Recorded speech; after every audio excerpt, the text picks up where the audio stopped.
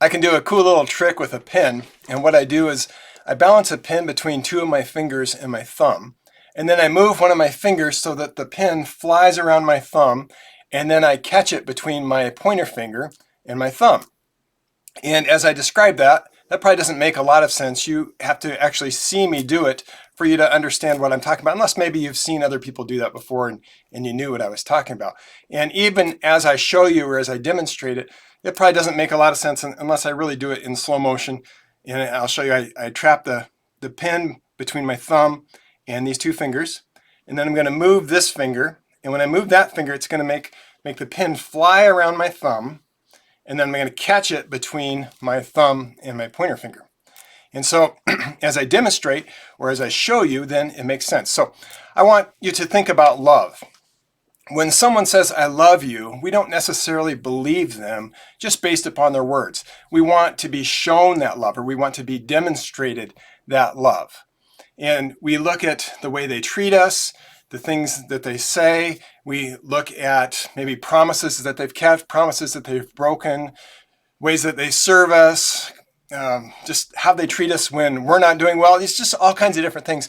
And we weigh all those things to figure out, do they really love me? Because there's this risk in relationship, this risk of being hurt. And so we weigh all that out and we try to figure out, do they really love me? Is this really worth the risk? And I think the same thing is true in our relationship with God. Because God says he loves us. And we could know that the Bible says that, or we could know that maybe doctrinally or something. But what do we really think? And when we face trials in life, sometimes we might question that. You know, when we had 3 miscarriages, it was really hard to believe that God really cared about us and loved us. And when I prayed for someone for over 10 years that God would change their heart, and yet that person didn't change, it's hard to believe that God really heard my prayers, or maybe that he loved me. And when we went through a time of extreme financial hardship, it might have been easy to think, oh, God doesn't love us. But we can't just look at those circumstances. We have to look at everything. We have to look at Jesus's words, and we can also look at God's demonstration of his love. And that's why I really like this verse. This is really cool. Romans 5:8.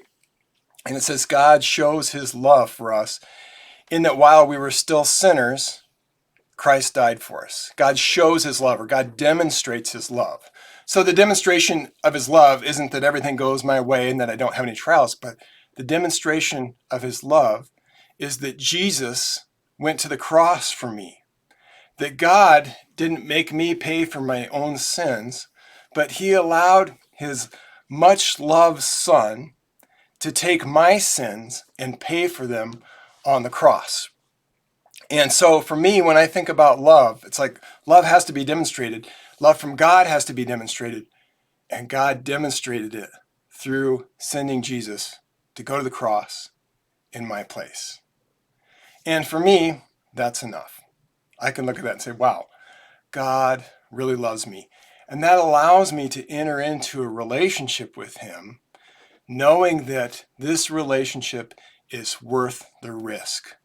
I can find life in my relationship with God.